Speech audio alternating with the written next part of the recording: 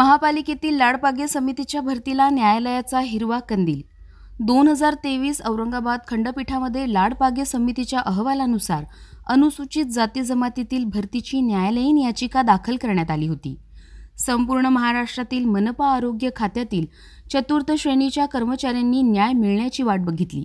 त्यानंतर 2024 मध्ये औरंगाबाद खंडपीठामधून अनुसूचित जाती जमातीच्या चतुर्थ श्रेणी सफाई कर्मचाऱ्यांना न्याय मिळवून दिला गेला।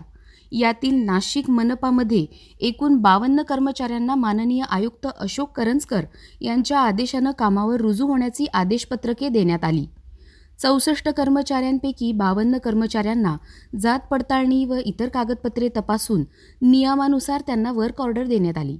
तसेच बाकीच्या कर्मचाऱ्यांच्या फाईलनुसार नाशिक मनपाकडून निर्णय घेऊन त्याप्रमाणे वर्क ऑर्डर देण्यात येणार आहे।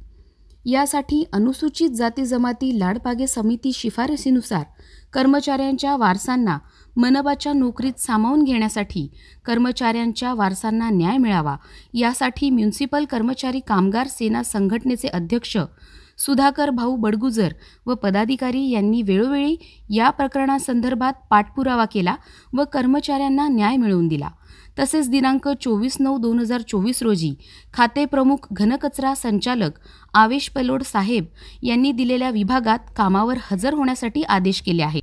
सदर कर्मचारी यांना नियुक्तीपत्र वाटप करताना म्युनिसिपल कर्मचारी कामगार सेनेचे पदाधिकारी तुषार ढकोलिया व सभासद सदस्य उपस्थित होते।